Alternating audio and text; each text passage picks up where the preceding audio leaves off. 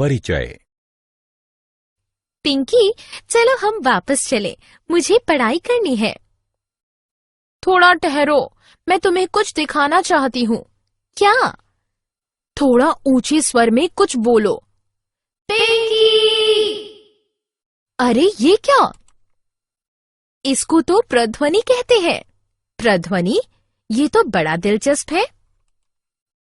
हाँ, क्या तुम इस विषय में अधिक जानना चाहती हो? हाँ, बताओ ना। चलो, मैं तुम्हें ध्वनि के संबंध में सब कुछ बताती हूँ। उद्देश्य। इस पाठ के अंत में आप निम्न करने में सक्षम हो जाएंगे: ध्वनि की उत्पत्ति को समझना, ध्वनि के प्रसार को समझना, ध्वनि तरंगों के लक्षणों को बताना, ध्वनि तरंगों के परावर्तन को समझना, प्रतिध्वनि और अनुगूंज को परिभाषित करना, सोनार को परिभाषित करना एवं मानव कान की संरचना की व्याख्या करना। ध्वनि की उत्पत्ति। बच्चों, हम जानते हैं कि ध्वनि वैसा संवेदन अथवा अनुभूति है जिसे हम सुनते हैं। कंपन करने वाली वस्तु से ध्वनि उत्पन्न होती है। जब कोई वस्तु अथवा पदार्थ गति करता है तो कंपन होता है। कंपन का अर्थ है किसी वस्तु अथवा पदार्थ का तेज गति से आगे पीछे होना। आइए कुछ उदाहरणों के माध्यम से जानते हैं कि नियत ध्वनियां कैसे उत्पन्न होती हैं। मानव ध्वनि। किसी व्यक्ति की आवाज अथवा ध्वनि उसके स्वर रज्जुओं में कंपन के कारण उत्पन्न होती है। पशु ध्वनि। जब पक्षी अपने पंख फड़फड़ाते हैं तो ध्वनि उत्पन्न होती है। मधुमक्खियां जब उड़ती हैं तो भन भन की ध्वनि उत्पन्न होती है। ऐसा उनके पंखों की तेज गति के कारण होता है। मधुमक्खियों के पंखों की तेज गति से वायु में कंपन होता है और भन भन की ध्वनि उत्पन्न होती है। संगीत स्वर। विभिन्न वाद्य यंत्रों के माध्यम से भिन्न भिन्न प्रकार की ध्वनियां निकलती हैं।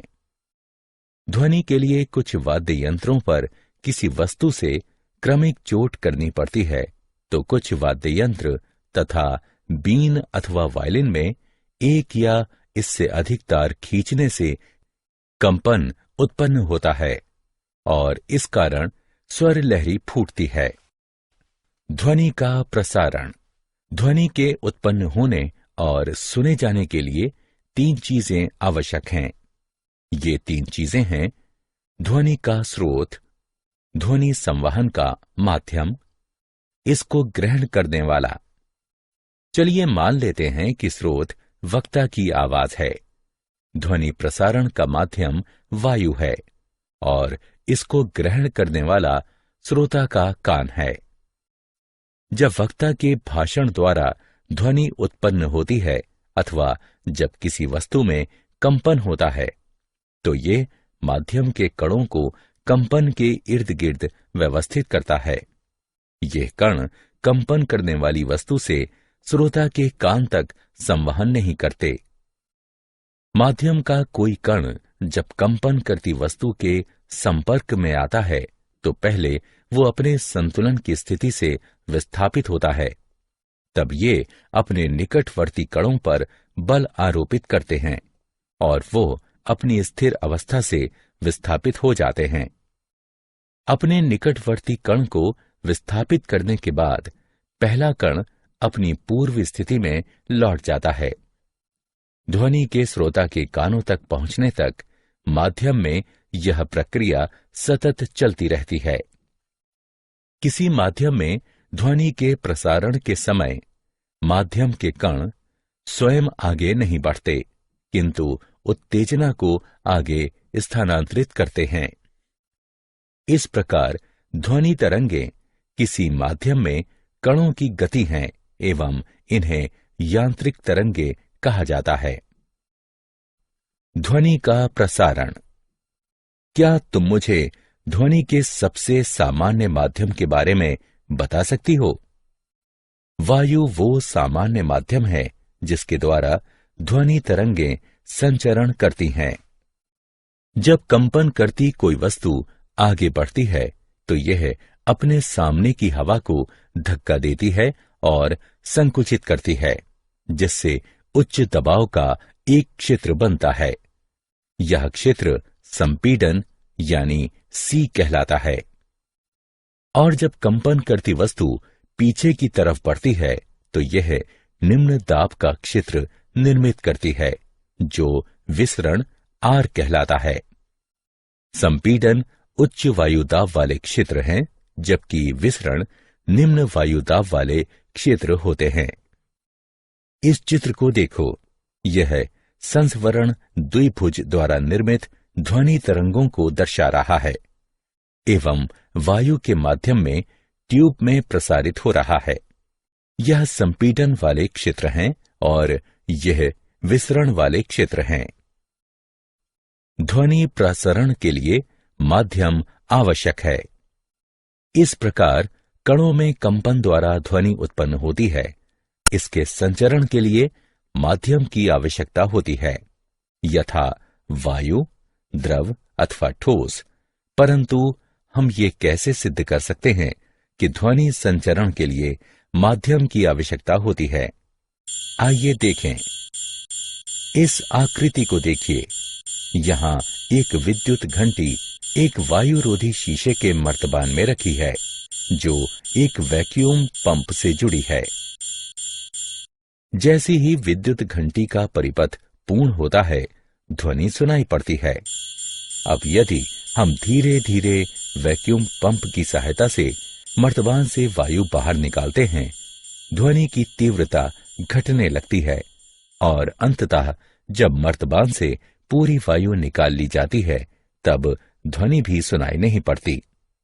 हमने घड़ियाल पर लगातार पड़ते हथौड़े की चोट देखी होगी। इससे यह स्पष्ट रूप से सिद्ध होता है कि ध्वनि को संचरण के लिए माध्यम की आवश्यकता होती है। ध्वनि तरंगें अनुदैर्ध्य तरंगे हैं। वैसी तरंग जिसमें माध्यम के कण उसी दिशा में आगे पीछे कंपन करते हैं जिस दिशा में तरंग का संचरण हो रहा है, तो उसे अनुदैर्ध्य तरंग कहते हैं। तीन माध्यमों ठोस, द्रव एवं गैस में अनुदैर्ध्य तरंगें उत्पन्न की जा सकती हैं। ध्वनि तरंगें अनुदैर्ध्य होती हैं क्योंकि कणों के कंपन की दिशा तरंगों की दिशा के समांतर होती है। जब कोई ध्वनि तरंग वायु से गुजरती है, ध्वनि तरंगों के समांतर वायु के कण आगे पीछे कंपन करते हैं। इस प्रकार जब एक ध्वनि तरंग क्षैतिज दिशा में संचरण करती है, तो माध्यम के कण भी क्षैतिज दिशा में आगे पीछे कंपन करते हैं, परंतु दिशा ध्वनि के समांतर होती है। उदाहरण के लिए, जब वायलिन के तार को छेड़ा जाता है तो वायु में एक तरंग उत्पन्न होती है। इस तरंग को अनुदैर्ध्य तरंग कहते हैं। एक अन्य प्रकार की तरंग भी होती है जिसे हम अनुप्रस्थ तरंग कहते हैं। अनुप्रस्थ तरंग वैसी तरंग है जिसमें माध्यम के अलग अलग कण तरंग संचरण की दिशा के लंबवत अपनी अपनी मध्य स्थितियों में गतिविधि करते हैं। ध्वनि तरंगों के लक्षण।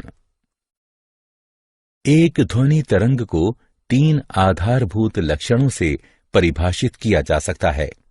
यह लक्षण है इसकी आवृत्ति, आयाम एवं गति।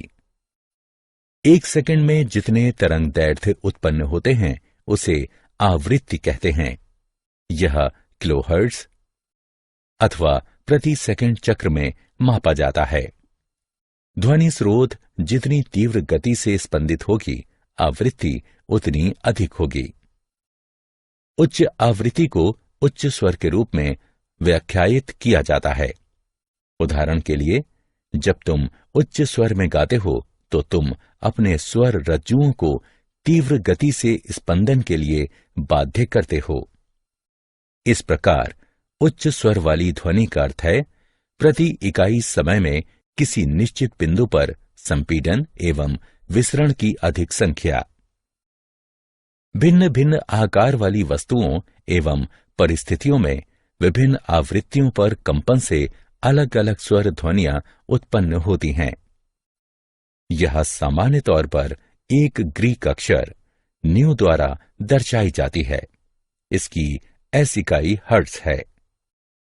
हम जानते हैं कि संपीड़न वाले क्षेत्रों में कणों की संख्या ज्यादा होती है और इन्हें वक्र की ऊपरी सतह द्वारा दर्शाया जाता है। वक्र की चोटी अधिकतम संपीड़न क्षेत्र का प्रतिनिधित्व करती है। इस प्रकार संपीड़न क्षेत्र में घनत्व और दबाव दोनों अधिक होते हैं। विसरण निम्न दाब क्षेत्र होता है, जहां कण बिखरे होते हैं और इन्हें घाटी द्वारा दर्शाया जाता है, अर्थात वक्र के निचले हिस्से द्वारा। तरंगों के ऊंचाई वाले क्षेत्र को शिखर और निचले क्षेत्र को गर्त कहते हैं। दो क्रमागत संपीड़नों C अथवा दो क्रमागत विसरणों यानी R के बीच की दूरी को तरंग दैर्ध्य कहते हैं। सामान्यतः तरंग दैर्ध्य को एक ग्रीक अक्षर लैम्डा द्वारा दर्शाया जाता है। इसकी SI इकाई मीटर यानी m है। ध्वनि तरंगों के लक्षण। दो क्रमागत संपीड़न अथवा विसरण द्वारा एक निश्चित बिंदु तक पहुंचने में लगे समय को तरंग अवधि अथवा परिक्रमण काल कहा जाता है। इसे एक प्रतीक चिन्ह T द्वारा दर्शाया जाता है। इसकी SI इकाई सेकंड यानी S है। आवृत्ति एवं समय का संबंध निम्न है। V बराबर 1/T। किसी तरंग संकेत की क्षमता अथवा शक्ति को उसका आयाम कहते हैं, अथवा कह सकते हैं कि ग्राफ पर तरंग की ऊंचाई ही उसका आयाम है। मूलतः ध्वनि की प्रबलता अथवा कोमलता उसके आयाम द्वारा ही निर्धारित होती है। ध्वनि तरंग के आयाम उस बल पर निर्भर हैं जो किसी वस्तु में कंपन के लिए लगाए जाते हैं। गति। ध्वनि की गति को उस दूरी द्वारा परिभाषित किया जाता है जो तरंग के किसी बिंदु पर प्रति इकाई समय में संपीड़न अथवा विसरण द्वारा तय की जाती है। हम जानते हैं गति v बराबर दूरी बटे समय जो कि लैम्डा बटे t के बराबर है। यहां लैम्डा ध्वनि तरंग का तरंग दैर्ध्य है। यह एक समय अवधि t में ध्वनि तरंग द्वारा तय की गई दूरी है। v बराबर लैम्डा v कोष्ठक में q 1/t बराबर v या v बराबर लैम्डा v। इस प्रकार न्यू बराबर लैम्डा गुणा v है, अर्थात गति बराबर तरंग दैर्ध्य गुणा आवृत्ति। विभिन्न माध्यमों में ध्वनि की चाल।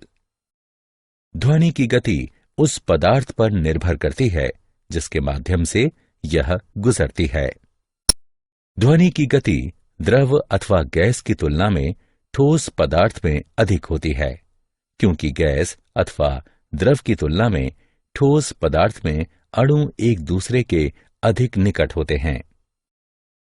इस तालिका की मदद से आप पता लगा सकते हैं कि 25 डिग्री सेल्सियस पर विभिन्न माध्यमों में ध्वनि की क्या गति होती है।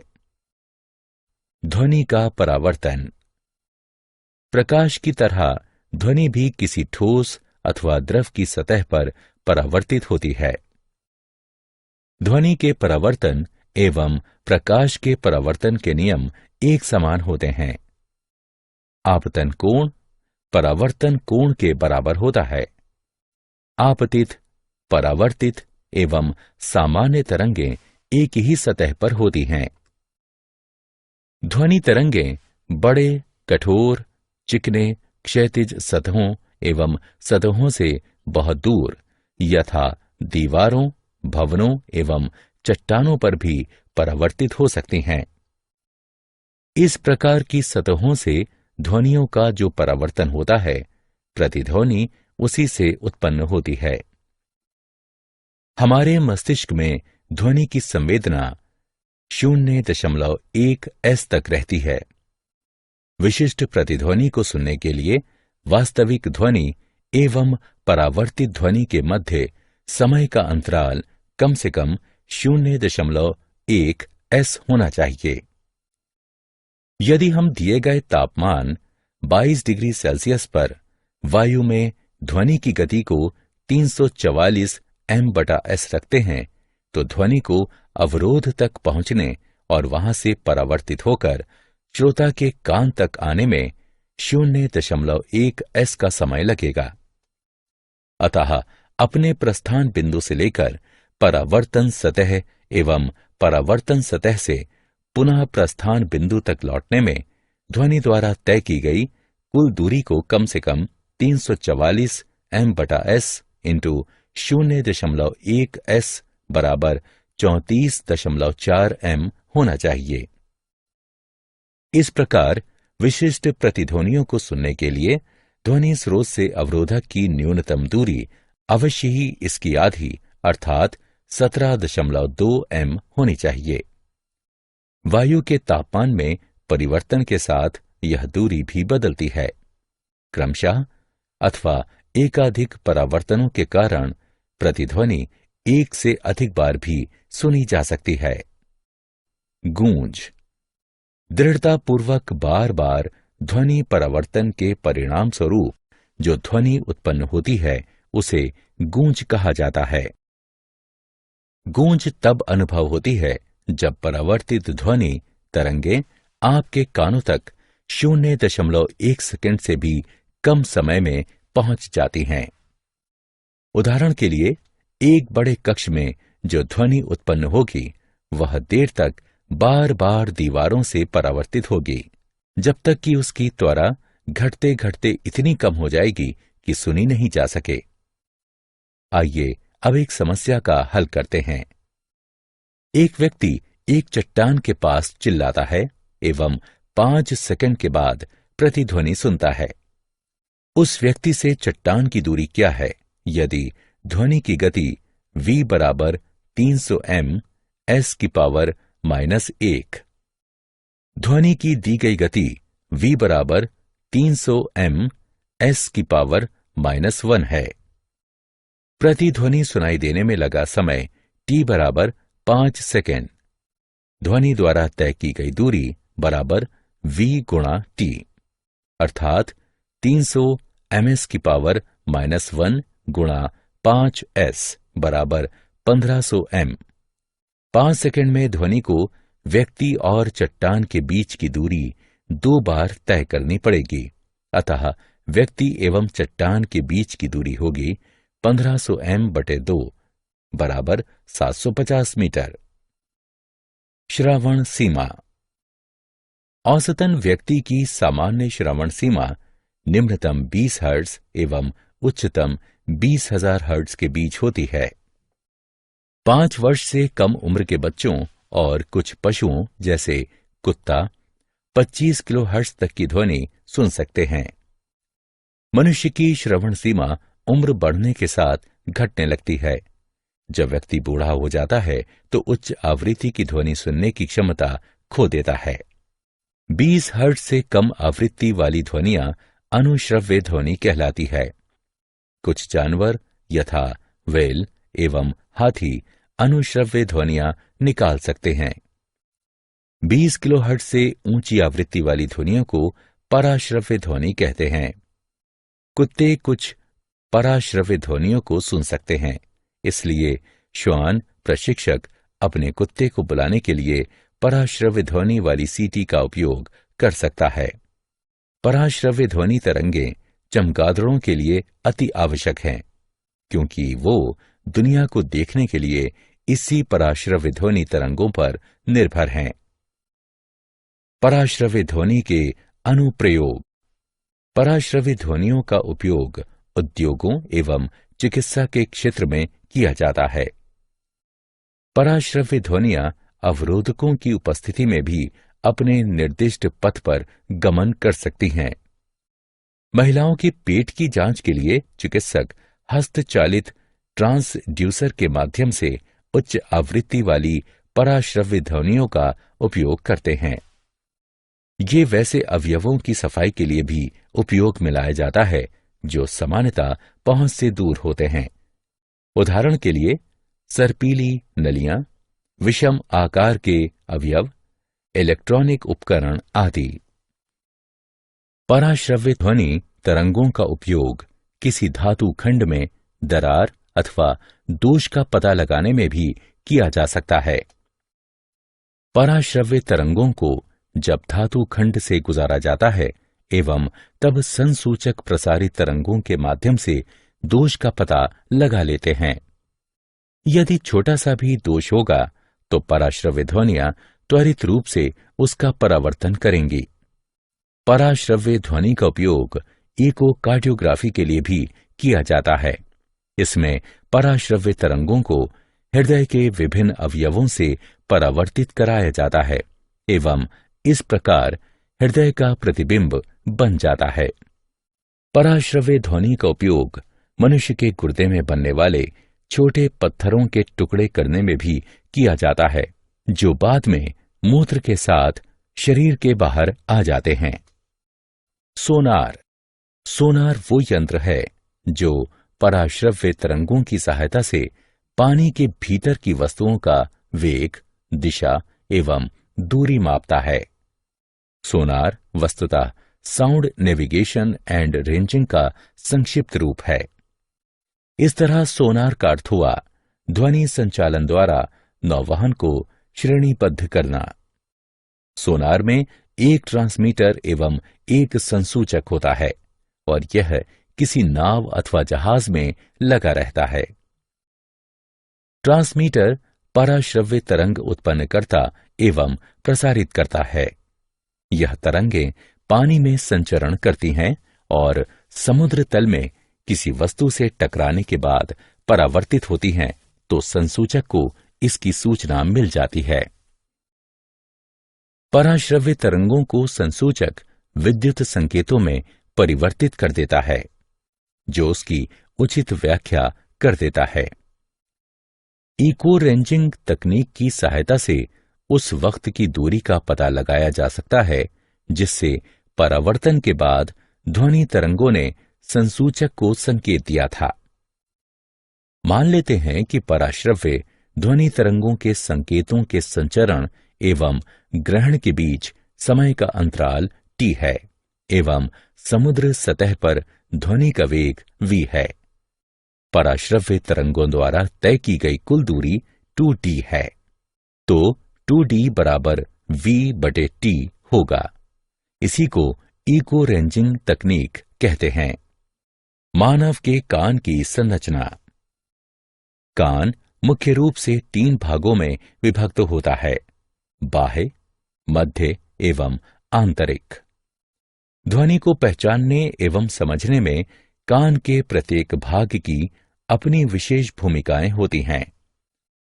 कान के बाहरी भाग को पिन्ना अर्थात कर्णपाली कहते हैं। यह अपने आसपास के वातावरण से ध्वनि ग्रहण करता है। एकत्र ध्वनि कर्णपाली से गुजरते हुए श्रवण नालिका में जाती है। श्रवण नालिका के अंतिम छोर पर एक पतली झिल्ली होती है जिसे कर्णपटल अथवा कान की झिल्ली कहते हैं। जब संपीडन अथवा विसरण कर्णपटल तक पहुंचती है तो यह झिल्ली अंदर एवं बाहर की तरफ गति शुरू कर देती है। इस प्रकार कर्णपटल कंपन करने लगता है। यह कंपन मध्य कर्ण की 3 हड्डियों घन, अहरन एवं वलयक द्वारा परिवर्तित होती है। तत्पश्चात मध्य कान इन स्पंदनों को आंतरिक कान की दिशा में संचरित कर देता है।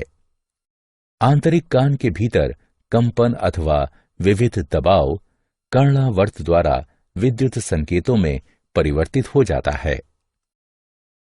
यह विद्युत संकेत श्रोता की श्रवण तंत्रिका के माध्यम से मस्तिष्क तक पहुंचते हैं एवं मस्तिष्क इसकी व्याख्या ध्वनि रूप में कर लेता है। क्या आप जानते हैं? हेनरिक रुडोल्फ हर्ट्ज का जन्म 22 फरवरी सन 1857 को जर्मनी के हैम्बर्ग में हुआ था एवं बर्लिन विश्वविद्यालय में उन्होंने शिक्षा ग्रहण की। उन्होंने अपने प्रयोगों से जैसी मैक्सवेल के विद्युत चुंबकीय सिद्धांत की पुष्टि की। उन्होंने ही रेडियो, टेलीफोन, टेलीग्राफ एवं यहां तक कि टेलीविजन जैसे उपकरणों के भविष्य में विकास की नींव रखी थी। उन्होंने प्रकाश वैद्युत प्रभाव का भी आविष्कार किया था, जिसकी बाद में अल्बर्ट आइंस्टीन ने व्याख्या की। उन्हीं के सम्मान में आवृत्ति की SI इकाई का नाम हर्ट्ज रखा गया। श्रवण यंत्र। वैसे लोग जिनकी श्रवण शक्ति क्षीण हो गई हो, उन्हें श्रवण यंत्र की आवश्यकता पड़ती है। यह इलेक्ट्रॉनिक यंत्र है जो बैटरी से संचालित होता है। श्रवण यंत्र वस्तुतः माइक्रोफोन के माध्यम से ध्वनि ग्रहण करता है। माइक्रोफोन उन ध्वनि तरंगों को विद्युत संकेतों में परिवर्तित करता है। यह विद्युत तरंगें ध्वनि विस्तारक द्वारा परिवर्धित होती हैं। ध्वनि तरंगें परिवर्धन के बाद श्रवण यंत्र में लगे। सारांश। आइए हमने जो कुछ सीखा है उसे संक्षेप में दोहराएं। विभिन्न वस्तुओं में कंपन के कारण ध्वनि उत्पन्न होती है। ध्वनि अनुप्रस्थ तरंगों के रूप में किसी माध्यम से गुजरती है। किसी माध्यम में ध्वनि क्रमशः संपीडन एवं विसरण के रूप में संचरण करती है। निर्वात में ध्वनि का संचरण नहीं होता। दो क्रमागत संपीडन अथवा विसरण के बीच की दूरी को तरंग दैर्घ्य यानी लिम्डा कहते हैं। किसी वस्तु के एक पूर्ण कंपन में तरंग द्वारा लिए गए समय को समयावधि यानी टी कहा जाता है। इकाई समय में पूर्ण कंपनों की संख्या को आवृत्ति यानी v कहा जाता है। ध्वनि का वेग u, आवृत्ति v एवं तरंग दैर्घ्य लैम्डा समीकरण द्वारा संबद्ध है। ध्वनि की गति प्राथमिक रूप से संचरण माध्यम की प्रकृति एवं तापमान पर निर्भर करती है। ध्वनि परावर्तन के सिद्धांत से स्पष्ट है कि ध्वनि के उत्पन्न होने एवं परावर्तित होने वाली दिशाएं सामान्य परावर्तन सतह के साथ समान कोणों का निर्माण करती हैं एवं तीनों एक ही सतह पर होती हैं। किसी ध्वनि विशेष की प्रतिध्वनि सुनने के लिए वास्तविक ध्वनि एवं उसकी परावर्तित ध्वनि के मध्य कम से कम 0.1 सेकंड का अंतराल आवश्यक है। किसी सभागार में ध्वनि के बार बार परावर्तन के कारण गूंज उत्पन्न होती है। औसत मनुष्य की श्रवण क्षमता 20 हर्ट्ज से 20 किलोहर्ट्ज तक होती है। 20 हर्ट्ज से कम आवृत्ति वाली ध्वनि तरंगों को अनुश्रव्य एवं 20,000 हर्ट्ज से अधिक आवृत्ति वाली ध्वनि तरंगों को पराश्रव्य तरंग कहते हैं। पराश्रव्य ध्वनियों का उपयोग उद्योगों एवं चिकित्सा के क्षेत्र में किया जाता है। सोनार तकनीक का उपयोग समुद्र की गहराई मापने एवं जल के भीतर चट्टानों, घाटियों, पनडुब्बी, हिमशैल, डूबे जहाज आदि का पता लगाने में किया जाता है।